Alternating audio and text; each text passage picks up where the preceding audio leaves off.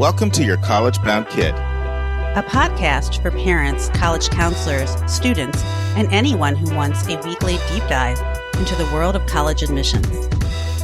Hi, I'm Hillary Dickman. I'm the Senior Assistant Director of Admission for Marketing and Communications at Colorado College, and I'm also a parent of 2 college students. I'm Lisa, and I'm a clinical psychologist and college counselor. I have a daughter in college, a daughter in high school, and a son in middle school. After 30 years in Chicago, we recently moved to North Carolina. My name is Mark. I'm a college coach in Atlanta and the parent of 2 daughters. Karis, a graduate of Davidson College, and she is the founder of the Spanish tutoring company, SpanishHelpToday.com.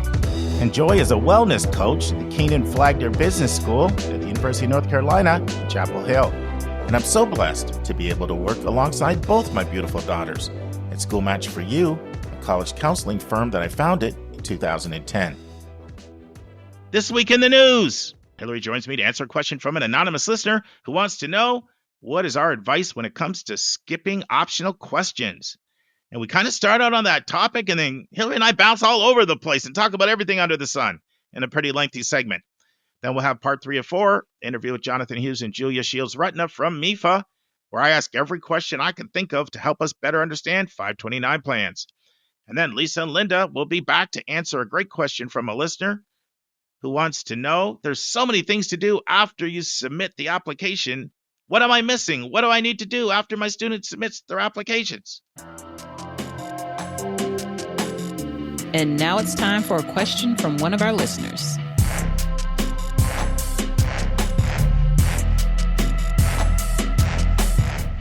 Okay, Hillary, we got another question that sort of seems somewhat reminiscent of some of the other ones we've been taking lately that sort of deals with at what degree of transparency should I engage in this application. So our listeners don't know what I'm talking about yet, so I'll play the question, and then I'd love to know your thoughts.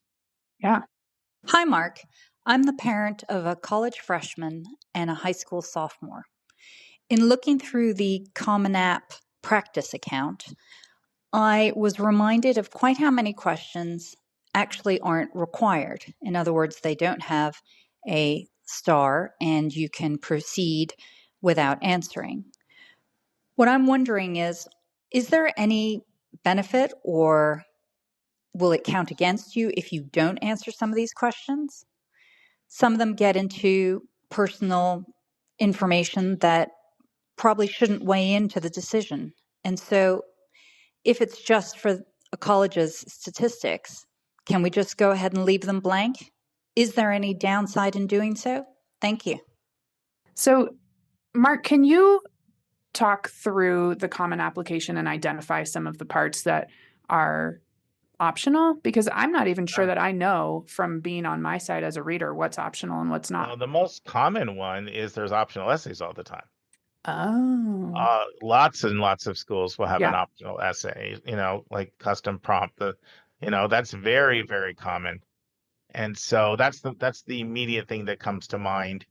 I mean, certainly some schools will give you an option of uploading a resume or not, as another one. But the most common one is, some schools will make interviews optional. So those are 3 things right there. Okay, because she mentioned if the school is using it for their statistics. So it made me think it was more about the demographic section. And I don't know what, other than, what your parents do or where they went to college, what parts of the demographics are optional. Yeah, that's a good point. She did mention that. So maybe she was thinking about some of the stuff that we talked about more recently. Parents' occupation and all of that, and college. And she may have been thinking about that. Well, if she was thinking about that, we kind of answered that recently. Mm-hmm. My mind went right away to optional custom prompts, because that's a very common thing that you will see. Yeah. So why don't you answer it that way? Because I think we kind of addressed the other answer in our last. I think for the other side of it, we said if you're uncomfortable sharing that information, then don't share it. But more context is better for the readers. Yeah. In terms of optional things like optional essays or interviews, my advice would be that if a school is asking for it and you want to go to that school, you should complete the optional parts of the application. So that is especially true with the essay. If they're asking for an essay and you're like not literally just turning in that application 30 seconds before the deadline closes, you should do your very best to answer that essay and answer it with the college in mind, right? So when a college asks a question that is very similar to another college's question and they're both optional, you should answer them both, but you should answer them both a little bit differently. They shouldn't be identical answers, and you should never just copy and paste from one application to another, because there's a reason why each college asks those questions, and part of it is to see how good of a fit you are for their school, and you can't answer the fit question with a generic response.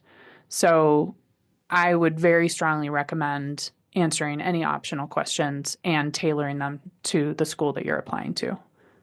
And what would be the reason you would think a school may make a question optional? Yeah, well, I think there are two different ways to look at this. Some schools, I could imagine, are using it as sort of a filter to see who's really interested in them and who's willing to spend the time on it. And it's sort of just a, did they answer it or did they not?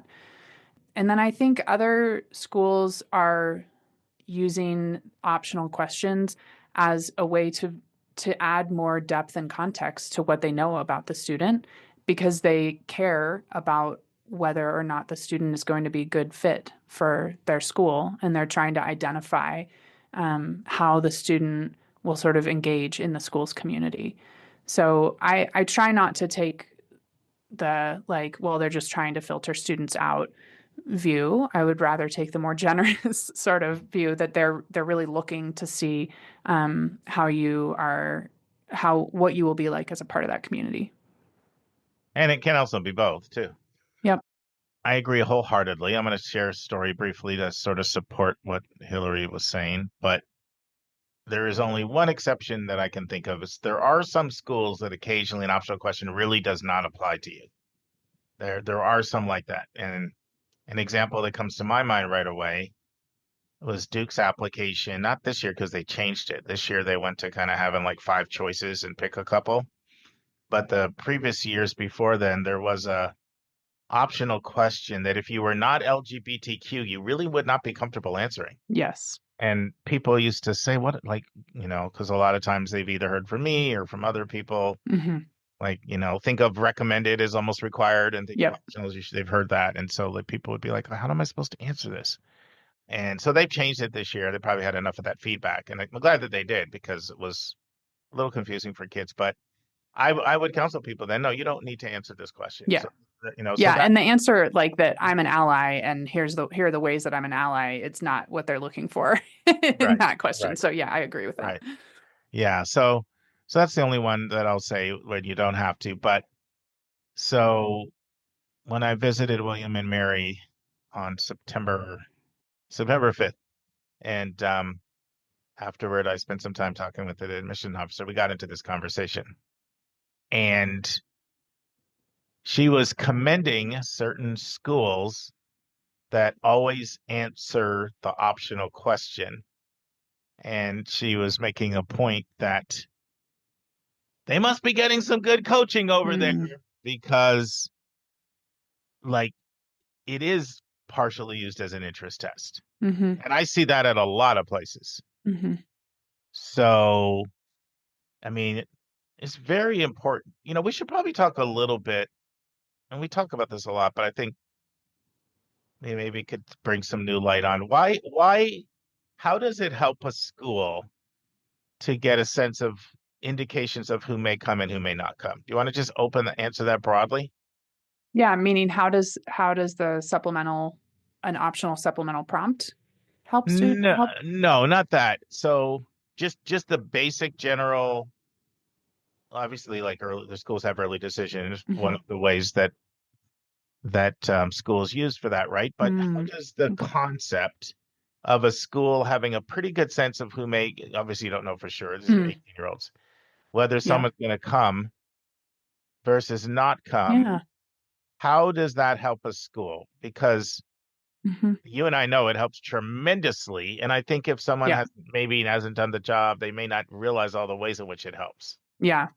All the ways in which it helps, and also all the sort of things that go into it. Correct. Right today, we were working on sort of moving students around in our regular action pool. And one of the things that is determining whether right now where we're placing students is if they've completed their financial aid application.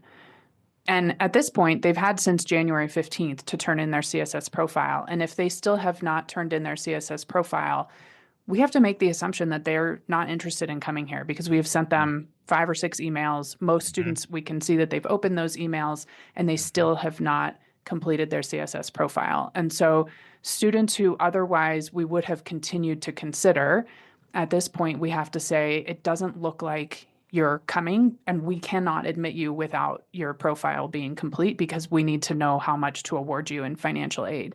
So like, I don't think before I started working in this business, I'm going to use the word business, I would not have known that you could be an otherwise admissible student who would be denied after we've tried and tried and tried and tried to get you to turn in your financial aid and you haven't turned it in, you can't be admitted. So it's interesting, like the different sort of elements of, most people would call this demonstrated interest, right? That become part of this equation. The reason why it's important for us to have some sense of whether the student might actually consider coming to the college is because we have a limited amount of housing. We have a limited number of seats in our classrooms, and we have to be able to pay our bills. And so any way that we can introduce some predictability into what is otherwise an extraordinarily unpredictable process, because you're dealing with parents who like have their, who own the purse strings. You're dealing with students who can and should be constantly changing their minds because they're 17. You are, and then you throw in politics and the sort of craziness of and unpredictability of our world generally right now. And it's just very hard to know if when you are aiming for, like at CC, 550 students to show up for orientation in August, are you actually going to have 550 students? And we need almost exactly that number. There's not a lot of margin because we've already paid professors to be here. And if we don't have enough students to be in their classes, then we're paying professors not to teach anyone. We've already committed to paying the bills for staff members like me, right? Paying my salary for maintaining our buildings. And we can't do that well if we don't have enough tuition-paying students coming here. And we have a pretty substantial endowment, and we still, we could maybe weather a few years of not having as many students as we need, but at some point that would really do some damage to the institution. And then the other side of it is that if we enroll too many, like we did a couple of years ago, right after COVID, when lots of students took a gap year, and so the next year we had way too many students in the freshman class, then there's not enough housing for everyone. And that's when you start hearing, like I'm in the CC parent Facebook group, and I still hear parents talking about how their student was in what do they call it? Like a dripple or something, a double that was turned into a triple because there wasn't enough room on campus. You hear about colleges having to buy or rent whole apartment complexes or hotels to house their students. And those kinds of unpredictable expenses can really hurt the college. And so that starts with us being able to build a class where we have some ability to predict who is going to be showing up in the fall. And so whether or not a student completes the supplemental prompt or finishes their financial aid application or shows up for an interview or all of those things, not on a micro level, right? We're trying not to look at it per student, but like Matt would say, if you can pull back and look at this data as a whole and know how many students you need to admit during each round in order to hit your target, that can really help with predictability. That was awesome. That's what I was hoping we would talk about, because there's a whole other element to this, but I feel like we've talked about it a lot. And the other element, I'll paraphrase it what Andy Strickler said, which is admit rates matter to a lot of people. And generally it's not very smart, even if we don't think that should be that important, to tell people what they should care about. And so there's a whole other element of, not wanting your admit rate to blow up too high by wasting admits on kids that aren't coming. So there's that whole element of managing your brand. Yeah. And that's important. And we've talked about that. But I was hoping we would talk about this other aspect of how important it is that you get the number right, how difficult it is. I mean, there are so many examples of schools.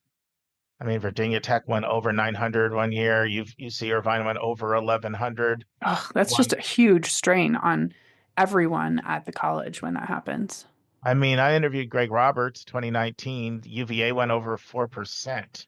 And he literally said he's bringing a data scientist into the admission office because I'm clearly not able to do this as well as I need to. And that's part of the reason they went to ED, to partly help manage that. Because that's another reason why, another advantage to ED, right, is at least it's less unpredictability. And all the things that I wanted to bring up was all the things that you brought up, like how much is dependent on that budget and other things too, like dorm space, class assignments. Yep.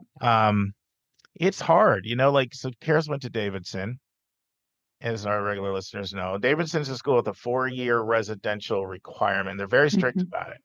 It's part of what really produces that real strong community feel.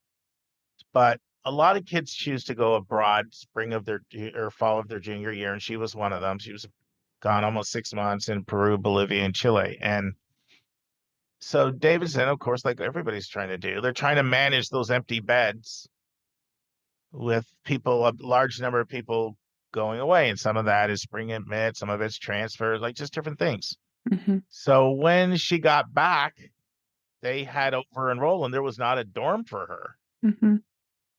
And so there was all the conversation that you talked about. There was turning doubles into triples and all of that stuff. At the end of the day, she they gave her an exemption for their on-campus policy because they literally didn't have a room unless she was comfortable with the triple thing. Yeah. And so that's the reason she ended up off campus. Do you remember, I think it was 2 years ago when Middlebury was over enrolled and they were offering students a huge stipend to not come to campus in the fall. They said, you can study abroad, you can take a gap. We don't care what you do, but we'll give you, I think it was $10,000 if you don't come to campus in the fall, because we really need to make more space for our first year students who they didn't want to send the first year students away. They wanted them all to be on campus together. But so then it was trying to get some of their sophomores and juniors to go do something else, go have an adventure somewhere. Well, they've got their famous Febbies too. Right. Yeah. And they can lean on that a little bit. They can move students around well. Febbies are people that start in February as opposed to starting in the fall year. And they really leave it to be quite flexible. Can listen to my interview with Sam Prouty on that if you're interested in learning more about that from Middlebury. But that's it's just really, really complicated. And sometimes when I'm talking to families, I'll use this language. I'll say, would you say that it's hard at times to predict the behavior of your own 17-year-old? What? Never. And then, so imagine if you have to bring in 5,000 into your freshman class. You're trying to predict the behavior of 5,000 17 or 18-year-olds, or 550, whether it's 550 or 5,000.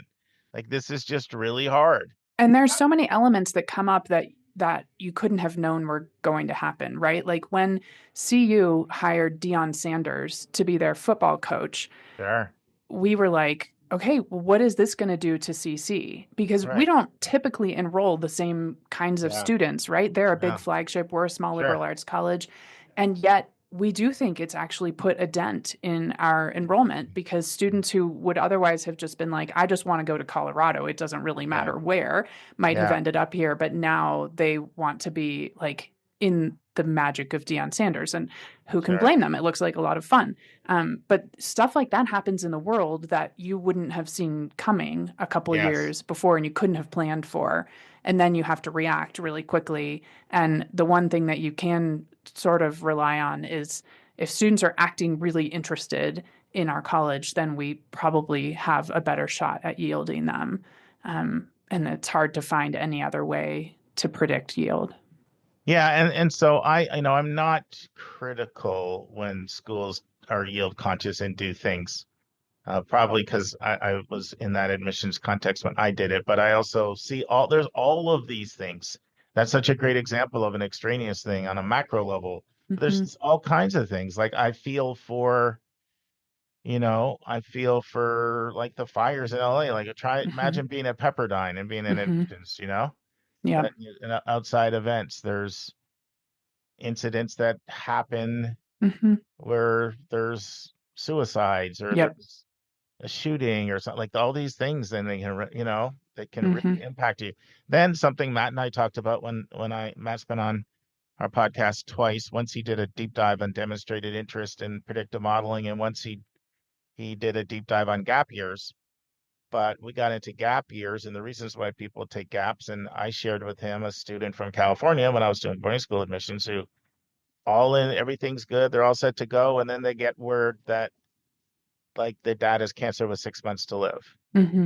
And so, I want to go spend time with my dad. Of course, he's got 6 months to live. Like that's not, and we got into talking, like, how can you predict for that? Right. It's almost it's just like an unexpected storm that comes, from a weather standpoint. And so all of these things have to be accounted for because at the end of the day, there's still a budget, like you said, and there's the electrical bill and all the other bills and salaries and benefits. And all of that is all, I mean, the overwhelming majority of schools in this country, pretty much all, are significantly dependent on tuition. Yeah. I think the other interesting part about this, we were talking about this today in a staff meeting, is how the waitlist ends up playing into it, because it used to be that you could get pretty predictable yield from a waitlist. Like you might be able to yield 50% of the students who opted into your waitlist, and now that number has really decreased. And so even having a really strong or large waitlist to pull from doesn't work the way that it used to. And we might, waitlist 600 students, and of those 600, 300 will say yes to us, but then we only have enough financial aid left at, by May 2nd for 150 of those students. And then out of 150 of those students, if we were to offer them all a spot on the waitlist, most would say no, because I've already made my decision. I feel good about Oberlin, and they've offered me $30,000 in merit aid, and you're not offering me anything because you're pulling me from the wait list. And so where the wait list used to give some flexibility and a little bit more, make you feel like you had more margin for error, these days it feels like the wait list, at least for us, and I'm sure other schools that are similar to CC, is not as reliable. I'm sure that at the most selective schools, they can still take whoever they want off the wait list. But I mean, even at the most selective schools, their overall yield has dropped. Yeah. So a lot of that is a function of people applying to more colleges. Right.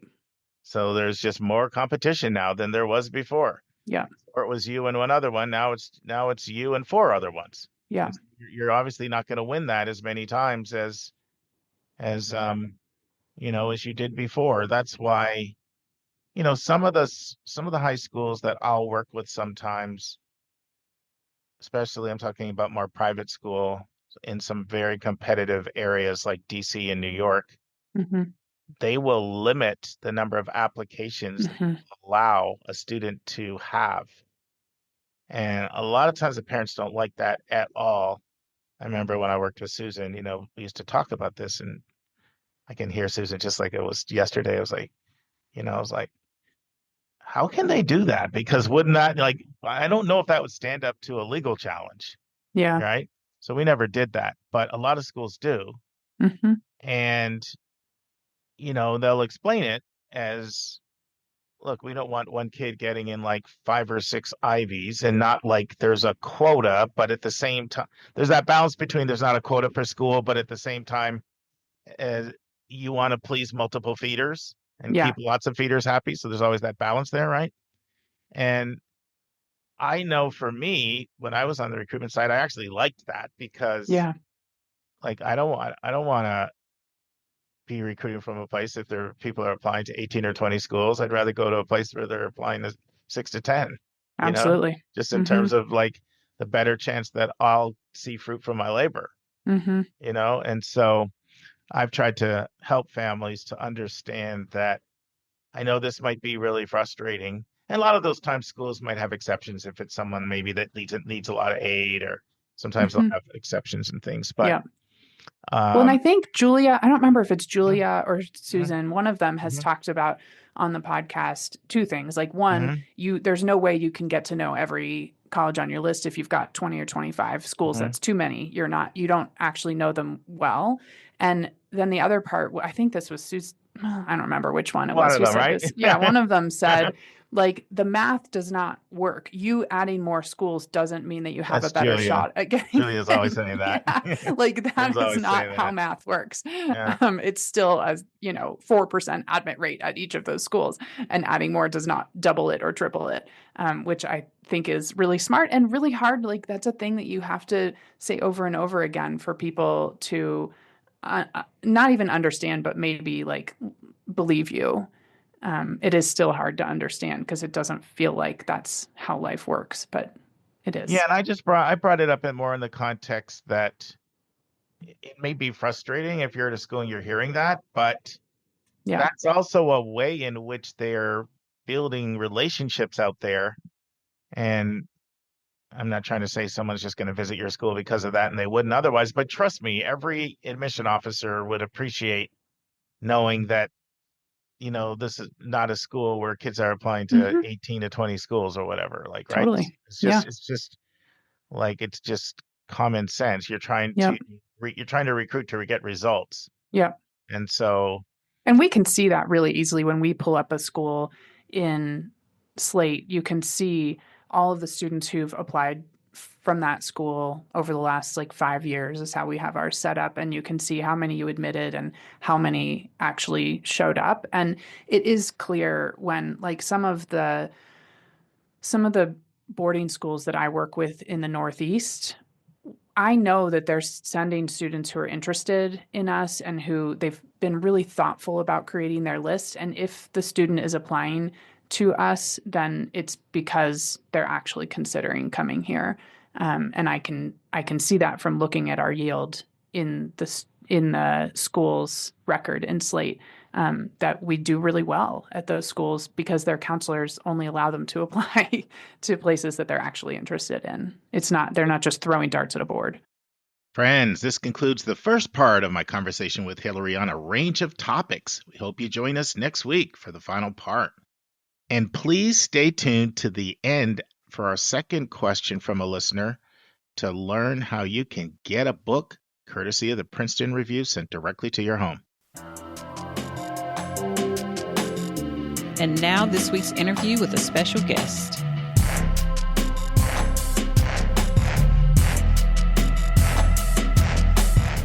Friends, it's time for part 3 of my interview on answering frequently asked questions on 529 plans with Julie Shields-Rutyna and Jonathan Hughes of MEFA. In part 3, Julie answers the question, what happens if a family saves money and then the student decides they don't want to go to college? What options does the owner of the 529 plan have? Jonathan and Julie answer the question, is it true that parents should first take care of their own retirement before they fund a 529 plan? Jonathan tells us where our listeners can learn about their 529 plan options. Jonathan talks about the difference between direct sold versus advisor sold 529 plans. Julie tells us how 529 plans are handled from a financial aid standpoint, and she talks about how this differs from a Coverdell, an UTMA, or an UTMA. Julie also talks about the recent changes and how grandparent-owned 529 plans are assessed. Jonathan talks about how you can roll over an UTMA or UGMA to a 529 plan. Julie talks about the rate that the 529 plan is assessed at in the asset calculation compared to other savings options. Jonathan tells us when a family should start investing in a 529 plan. Julie talks about some of the differences between the 529 plans and the UTMA, UGMA, and Coverdale plans. Jonathan tells us whether a parent should still contribute to a 529 plan when their child is in college. Julie and Jonathan talk about whether there is an income cap that restricts high-income families from contributing to a 529 plan. There's a lot of information in this, friends. You might want to take notes. Listen and enjoy. So I'm sure this, and you've already brought this up, so I'm sure you encounter this all the time. How do I know if my kid's going to go to college? What are the options? What's your advice to someone thinking, gee, then I get this big tax bill because they don't go to college? Yeah. Well, one thing is that we've heard that for years, right? But college is so many things, right? College is not, the 4-year engineering college 2 hours away with a grassy lawn, right? College is so many of those post-secondary choices. There are 2-year colleges. There are vocational schools.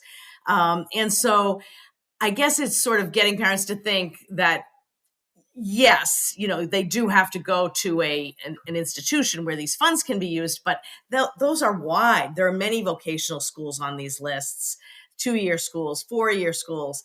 So college is a little broader than initially a parent might be thinking. But let's say, yes, nope, the student is going to take a trip for 2 years or something. Well, then another option is the family could transfer the funds from one beneficiary to another, and they can transfer it to any relative of the initial beneficiary. So that includes siblings, step-siblings. Parents could transfer it back to themselves if they, wanted to go back to school. So they can change the beneficiary or hold on to it, thinking the student may just be taking some time off and come back and use them a little bit longer. And that's why we also like this new transfer to the IRA, because in the end, if the funds never get used, there is a possible other way to ensure that you keep the money. So I was listening to, I guess, a debate. I guess it'd be the best way. It's more of a point-counterpoint about 529s. And the counterpoint that was being brought up was individual parent retirement should be your first priority. There's no, federal direct loan program out there for that. And if you die and you haven't set things up properly, your kids are going to end up with a lot of the burden, or if they end up in assisted living, like all this stuff ends up falling on kids. So first and foremost, parents should think about their own retirement. That's the selfless thing to do, so your kids aren't saddled with a lot of stuff. And then think 529. Would you agree with that or not? We are, throat clearing time. We're not we're not advisors or financial advisors, and this is honestly, everyone's situation is going to be different. I wouldn't disagree with it, and this is something that we actually talk about a lot internally, and we do hear from parents who, or grandparents or what have you, who talk about saving and retiring, and how they're sort of doing both, and how they're managing what percentage of their income they're saving in retirement versus saving for college. So I don't without sort of endorsing any particular way. I mean, that sounds reasonable enough to me. Anything you want to add to that, Julie? So you're nodding your head. I would add, because of course we work with a lot of financial advisors who are helping, and I do hear that a lot from them as well. So that's the first thing I'd say. We hear that as good advice to definitely save for retirement. And then the only other thing I'd say is more of a human nature type of way. We tend to play these games with ourselves of the either or, right? Oh, I can't do this because I have this. A lot of us, it's both. Sometimes it works to do both. So just to keep people thinking about that. Yeah, the person who was making that argument is very pro 529. He just was bringing up that additional, some people, they love their kids so much that they're not necessarily thinking of themselves. And you could maybe put your kids in a bad situation if you're not taken care of. And that was just the point that, that the individual was bringing up there. That's a good point. Yeah. So, Jonathan, where can people learn, about the investment options in order to select the plan that's right for their family? I mean, there's so many plans out there. Yeah. So 529s, there's just because you live in a certain state, Massachusetts, for example, doesn't mean that you have to select the Massachusetts 529 plan. Or if you're in California, you don't have to select the California 529 plan, whatever it may be. You can invest in any other state's 529, and there's reasons that you may want to do that. You can go and look at certain things may vary from state to state. So there are, minimums to open an account, perhaps, that might vary from state to state. There are different investments and companies that handle the investments, and different sort of rankings on how those perform. So you may want to go with a particular state that has, higher investments. The only thing you want to keep in mind, or not the only thing, but one of the things I think that you do want to keep in mind is what Julie mentioned earlier, which is that if your state has a tax deduction option, that may be tied to your participation in your own state's 529. So most of the states that offer those income tax deductions for contributions on your 529 do have as a regulation that you have to do it in your state's 529. Some of them don't. Some of them have you can invest in any 529 and use that and take advantage of that tax deduction. But, as far as resources are concerned where you can compare 529 plans, I thank you for mentioning MEFA.org earlier. It's a great site. You can, of course, visit that. Saving for College, is it savingforcollege.com is a great site too, to be able to compare 529 plans and see, what the various aspects that may differ from plan to plan are. And what's the difference between direct sold versus advisor? Oh, yeah, that's a good question. So there are, generally speaking, two types of 529 plans. As you mentioned, direct sold and advisors. And certain states, it's up to the state to offer their plan or their plans. Some states have direct sold plans, some have advisors, some have both. Essentially, what a direct sold plan is it's a product offering that's done directly through the program manager. So again, in our case, Fidelity, we have a direct sold plan. This is the product. You can opt into it. You can invest. These are the investment options that we offer. Advisor sold plans are ones that work through financial advisors. So if you have a financial planner or something that you're working with, they can set up that advisor sold 529 for you. Julie, is there anything you should want to add to that, or no? No, I guess that's good. That's good. Yeah. Now, how are 529s treated as far as financial aid is concerned? Yeah, so that's another big question, because sometimes it's this big myth out there that we find where we'll be out talking about financial aid and also encouraging people to save. And we always get that hand in the audience that says, well, why would I save? Isn't that going to just hurt me as far as applying for financial aid? So that's kind of understandably what people think.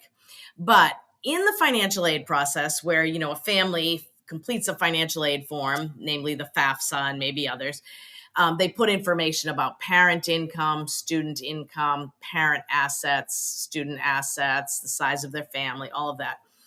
And those are all treated in a formula to come out to figure out how much, the family can pay. So in that formula, 529 plans are treated as a parent asset. And that's good, because parent assets are treated at a maximum of 5.6% per year. So, if a family has 100,000 in assets, that possibly, it may not, but possibly could change what they would receive in financial aid by about 5,600. So it's really pretty lenient when it's looking at the various components of that formula. So that's good, versus if it were a student asset, like in an UGMA or an UTMA account, that gets treated more like in the 20 to 25% range. Or if it were considered income or anything, that could really affect the financial aid formula. But as a parent asset, and it is, again, because the parent is the owner, then it's treated at that very lenient amount. And I'll add, let's say it's a grandparent owner, then it's really not counted at all. That's a more recent change to the financial aid regulations. But so if it's a grandparent asset, then it really doesn't come into play at all.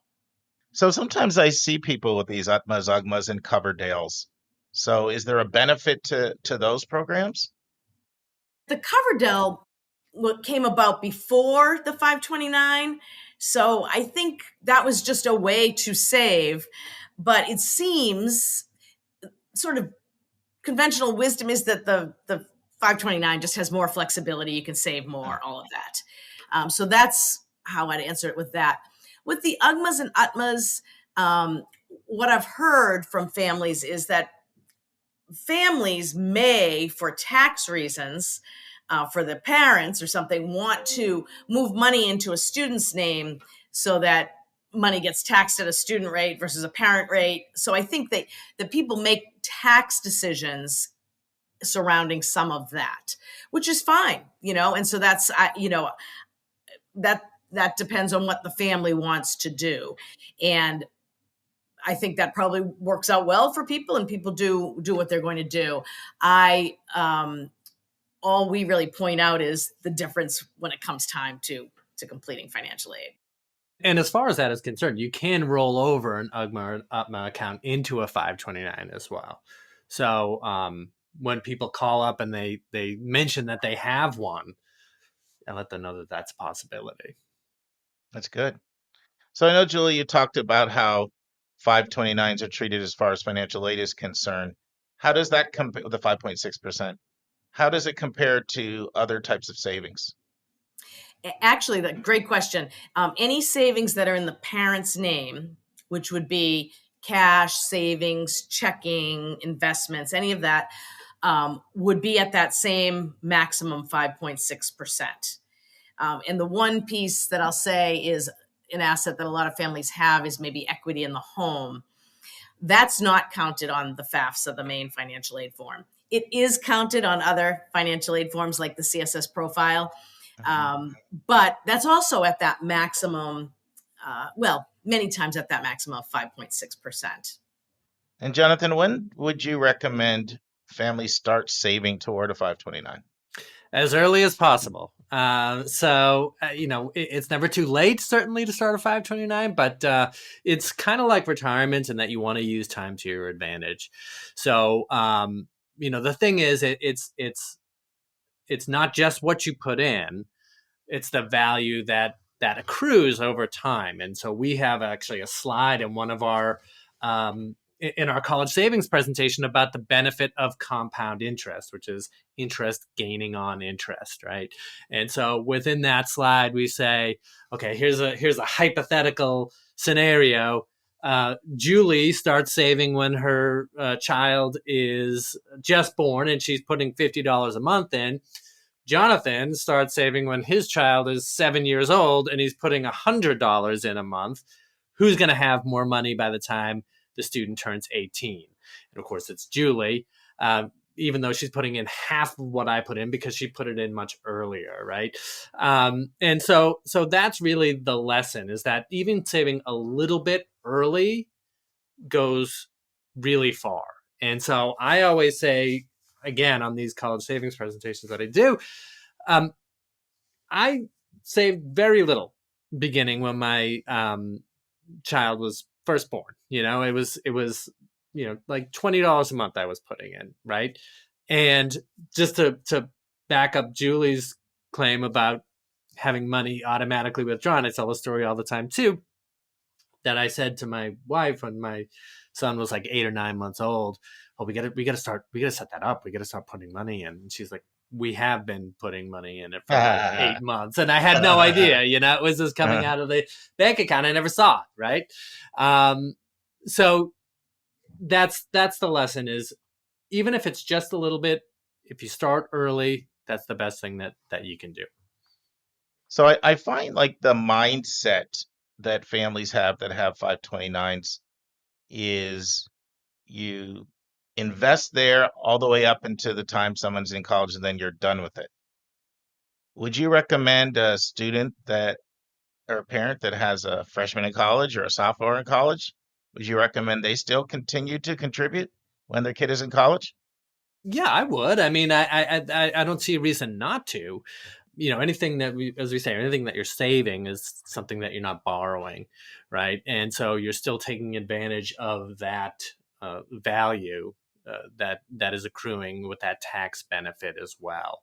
There are other things you can consider as well. So, when your child is in college, you might want to look at a monthly payment plan so you can pay tuition sort of directly per month.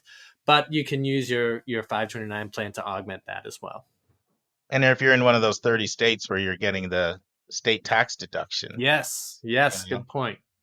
I don't know if you've heard this, but I heard that South Carolina is like incredibly generous with like massive in-state deduction. Julie, you're nodding. Have you heard that?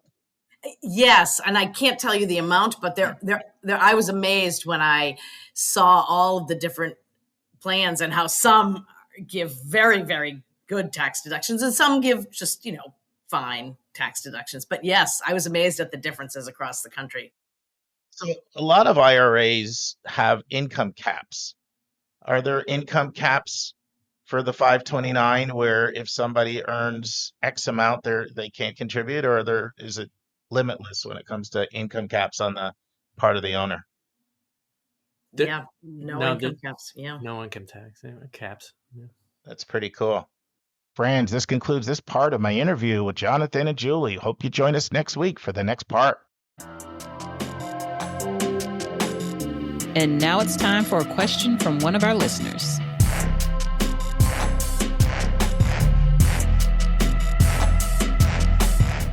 Linda, we're back with another question from a listener. How's it going?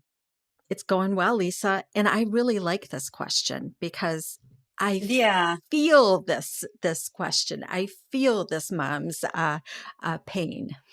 Yeah. Well, let's listen to this question because I think it's one that doesn't get answered as often as it should. Hey, Mark and all the YCBK family. I want to thank you guys so much for all that you do and how generous you are with your time and your information and your knowledge. It has been so helpful to me in helping my children who are just now seniors in high school, and I have a sophomore in high school, begin this college journey. I wanted to ask you, really, if you could detail something that kind of caught all of us by surprise, even though I knew it was there. After you hit the submit button, there is still so much work that needs to be done, especially if you are one of these kids who is applying many places to state schools and wants to apply for the honors program, who will be eligible for scholarships outside just the general merit aid that comes with general admission, and things like housing deposits, which some schools you want to do even before you enroll. And I know I'm missing things. I know filling out the FAFSA or the CSS profile. I would really love kind of a breakdown of all the things you still have to keep track of after you press the submit button for the application.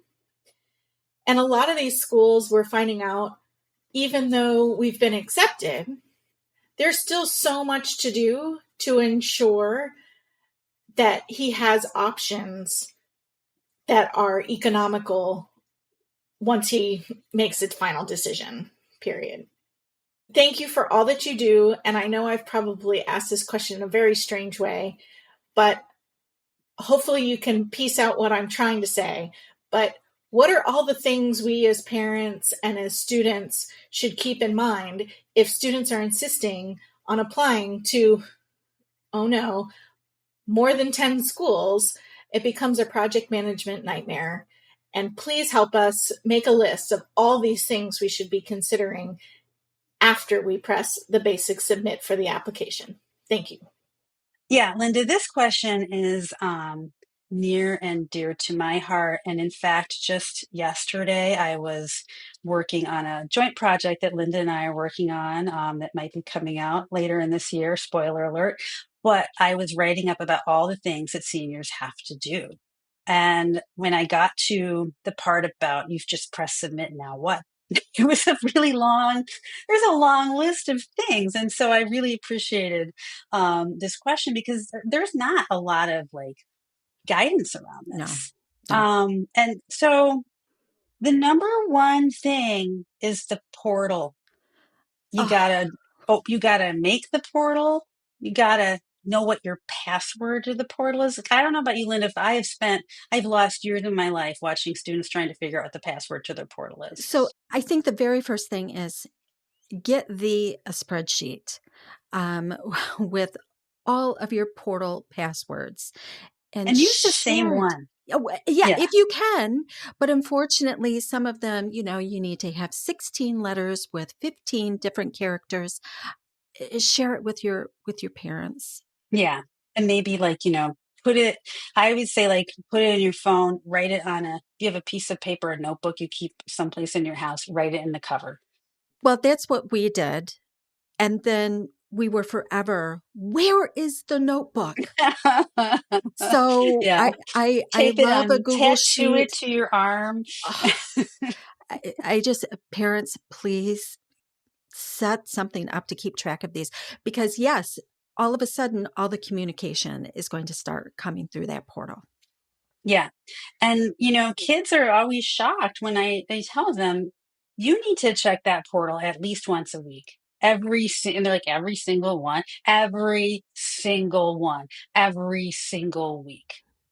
And you also need to check your email every single day. And if you apply to a school and they sent you an email, you need to open it up and read it and do what it says. Because there's a lot of misery that comes from not doing that. Oh my gosh. You are preaching to the choir. And some of the things that I like to tell students, like, here's some of the stuff that can happen in that portal. Is there one of those evil little mystery essays that can pop up out of nowhere? Hey, thank you for applying to our school. To really show your enthusiasm, please give us an additional 300 words. Doesn't happen often, but it happens often enough that it makes me sweat. Please check it. And then that's also where you find out, what are you missing? Did something not get transferred over correctly? Yeah, and our questioner kind of alluded to this because it sounds like her student is a good one and is getting invited to some scholarships and to some honors college. And a lot of times those things might be in the portal or an email. And I always tell kids, you're never done writing essays. It's always like one of those Chinese dolls. Inside one essay is another essay, is another essay, is another essay. There's always going to be one more essay that you have to complete. So Lisa, you have to keep looking. Are those Chinese? They're Russian. They're Russian. What is wrong with me? I don't know. What is wrong with me? See, that's what got Maybe to they're me. made in China. I'm sure they like probably are. Else. I'm sure they probably are. But yes, that's what I took out of your comment was the Russian dolls. Yes. Sorry, I misspoke again. In the portal, and what you'll see for some schools is in your portal, there will be access to another portal. Yeah, like the scholarship portal. Where the scholarships are, right? And so that's going to tell you all of the other essays that you can write. Now, you might have some students, like one I know very, very well, who just ignored all of that. But yeah, there's really good stuff. So first thing you do, set up that spreadsheet and then start checking your portal. Right. And be prepared. Prepare yourself emotionally to write those essays because, they're going to be there. Other things that you can do, she mentioned housing deposits, and that's a thing to really read what the school's policy is because some schools, particularly in the South here, like they have housing shortages. So like Auburn is a famous one for this. They want you to like, you're thinking about going to Auburn, better put your housing deposit down or else you will be living in a box down by the river. I'm sure that's not going to happen, but you know what I'm saying? And so you have to know to do that. Other thing is to sign up for admitted student days. Yeah. So, I mean, after acceptance, I think admitted student days and activities are a big one. And attend if you can. I Yeah. understand that, it's not always possible. You mentioned housing. How do you get your roommate? Yeah. So do you have to, is it just, fill out a interest form, or do they tell you to go out to Instagram or Zeme or something and track that down? Meal plans. Mm-hmm. Usually you're required to have a particular meal plan. Nobody wants, hungry freshmen on campus. But Angry freshmen are, hard to have on campus.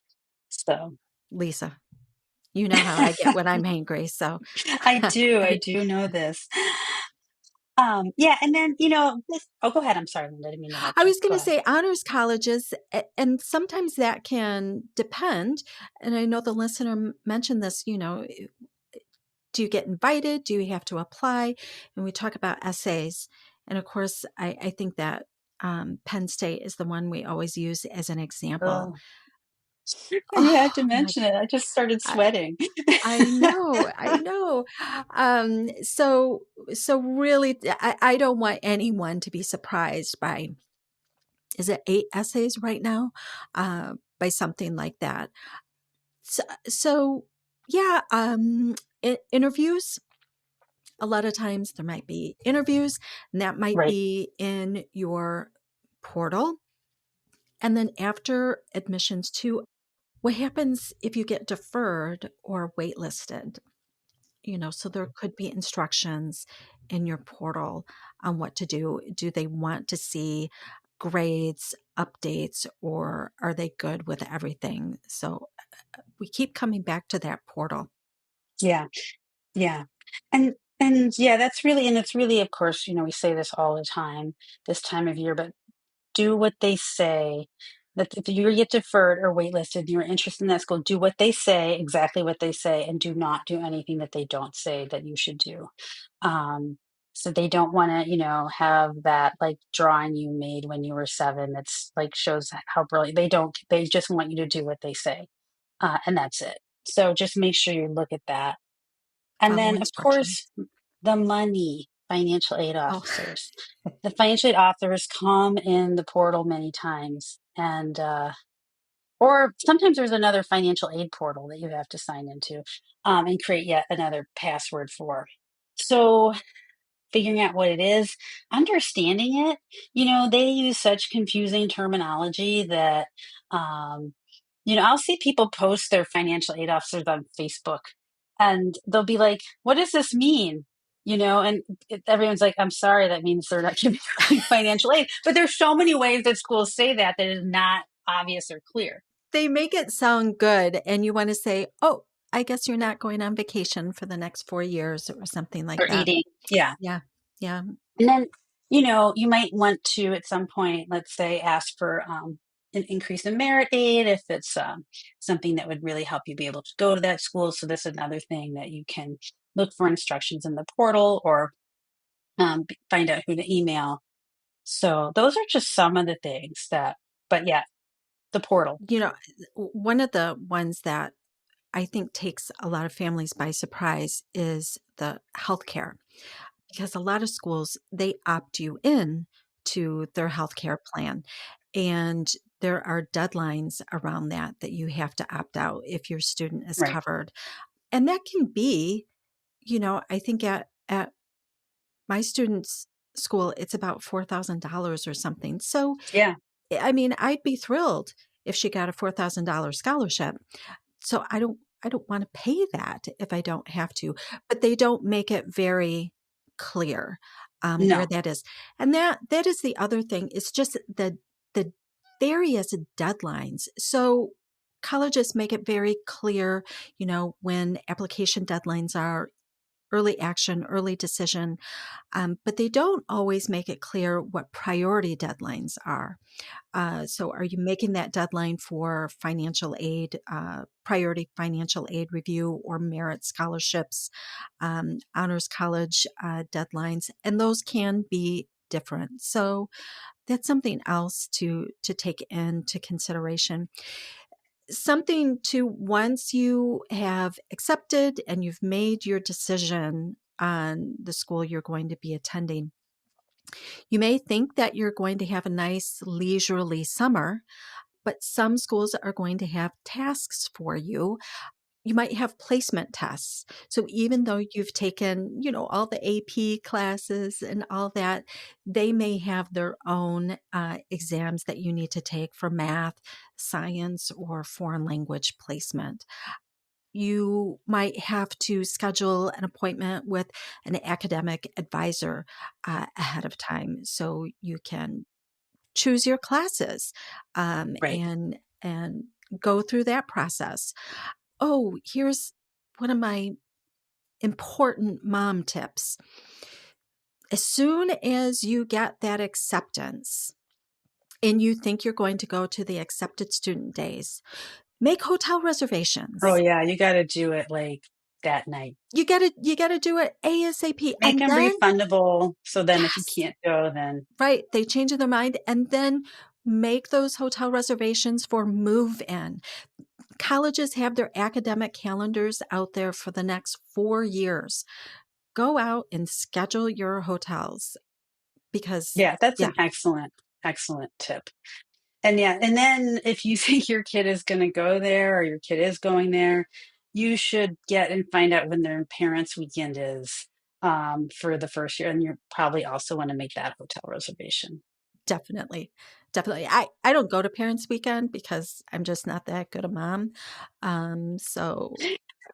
Well, yeah, I went to one at Elon with Lily, but I was like, there's no parking because I'm local. And she's like, Mom, she's like, I'm just going to go to your house every weekend. It's parents' weekend for you. So, just, well, yeah. So we just, we skipped parents' weekend, but I think it's a really lovely tradition. And, from all the pictures and brochures, it looks amazing. It does look amazing, but man, I tell you, I drop her off 3 weeks later is parents' weekend. And then 3 weeks after that, it's Thanksgiving. I'm like, seriously? Right. We'll just FaceTime. We'll be okay. It's fine. It's fine. You're fine. She seems none the worse for wear.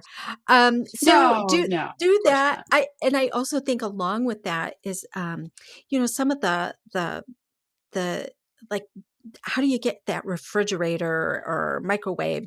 Are you, some schools, you have to order theirs. You can't bring in your own. So know what that is and when you have to do it, because sometimes, it can be sold out. Another thing, immunization records, thinking about healthcare and refrigerators. So when did they need that's right, because vaccines are frequently kept in a refrigerator. So I see how your mind worked there. Yeah, I'm not sure how I made that connection. But yes, immunizations, because some colleges require those by certain dates. Do you have one of those schools or a class that, God forbid, requires you to do some work before you show up on campus? Is there a book that needs to be read? Yeah, like summer. I think that, like, for instance, Elon always had a summer book that they would discuss in all their classes when they got to school. I absolutely love those campus read programs. And there used to be a website that covered all of those. Somewhere I'll find it. As a matter of fact, this is what it's like to have a college counselor for a mom. I put together a reading list for my student, and I just called all of the college campus reads. I'm like, read these. See, that's so nice. You're so like, your kid reads a book. Wow. No. Nope. That did not happen. I made the list. She declined. I have been working my way through those books. Yeah, I have to say I read all the ones from, and I learned a lot from each one. I thought they were all really well chosen and I appreciated them. But I'm not sure how much my daughter did, but I did. So I guess the money well spent. Yeah. Yeah. So, it's just a lot, it's like you're never done, right? You never can just rest and say like, all right, I did it. It's always, just one more thing, just one more thing. And so I guess that's true of everything. So good luck to you, Anonymous, and your student. And, just keep on keeping on. And one day you will have a different kind of problem you're going to have to manage in the not too distant future. Yes. And last words again, check the portals. Read the emails, the portals and the emails. Like I don't know why that is so hard for kids to get. I don't know either. May the odds ever be in your favor. Exactly. Well, thank you, Linda. Thanks, Lisa. Now you're going to get your choice of one of 4 books from the Princeton Review. So you got the best 390 colleges. That was 2025. And that's by Robert Frenick, David Soto, Stephen Koch, and Aaron Riccio. College Admissions 101, 3rd edition by Robert Frenick. Essays that kicked apps, 55 unforgettable college application essays that got students accepted by the Princeton Review staff. Or book number 4, Princeton Review Digital SAT Prep 2025. And Penguin Random House is the publisher of all of these books. Now, in order to get your book, you just need to email me directly at mark@schoolmatch4u.com. Put Princeton Review giveaway in the subject heading, and I'll know right away that you've sent in a question or we've read one of your comments. We read your comment on the air through SpeakPipe, you also get a book. Just put that in the subject line. If you remember the episode it ran on, put that in the subject header or in the body of your email to let me know which question you asked. And remember to let me know in the body of your email which question you asked. In the body of your email, also put your name and full address with zip code. I'll get your request submitted to Princeton Review within 24 hours. Once again, thanks to the Princeton Review for their generosity. On Monday's episode, I'm going to share multiple ways for you to know if a college is financially sound or if they're struggling. And it's a topic I've covered many times before, but I'm going to cover it a little bit more comprehensively this time. And then we'll be back for Kathleen Delaski in part 4 or 5 of my interview about her book on who needs college. And friends, remember, it's not where you go. It's not where you go. But it's what you do when you get there. It's what you do when you get out of there. That is what will determine your career trajectory. See you Monday, friends. And that's our show. A big thank you to you, our listeners, for tuning in this week. If you find this podcast helpful, please follow us and you'll get every single episode as soon as it is released. If you're interested, there are a few ways you can really support our podcast. You can click the share button and send it to your friends and acquaintances. You can help us pay our staff and our expenses by donating on our website. You can write a review for us on Apple or Spotify.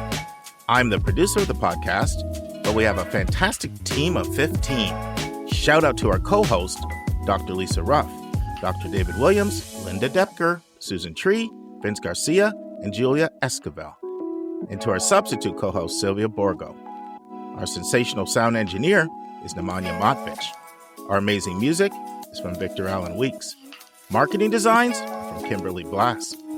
Lily Parikh manages our Instagram. Our image editor is Talha Khan. Joyce Ducker does our website episode updates. And our webmaster is Stelianos Dimitriou. And if you want to have a coaching session with Lisa, Linda, or me, just text me at 404-664-4340. If you have a question you want us to answer, or if you have a recommended resource or article you think we should discuss, just send it to questions@yourcollegeboundkid.com. Our favorite method is for you to record your own voice at speakpipe.com/YCBK. By the way, check out our website, where you'll find lots of content that is not on any podcast app. Our website is yourcollegeboundkid.com. If you want to learn about other hot admissions topics, follow us on Twitter at YCBK Podcasts. We think of you as our listening family, and we look forward to meeting again with you every single Monday and Thursday.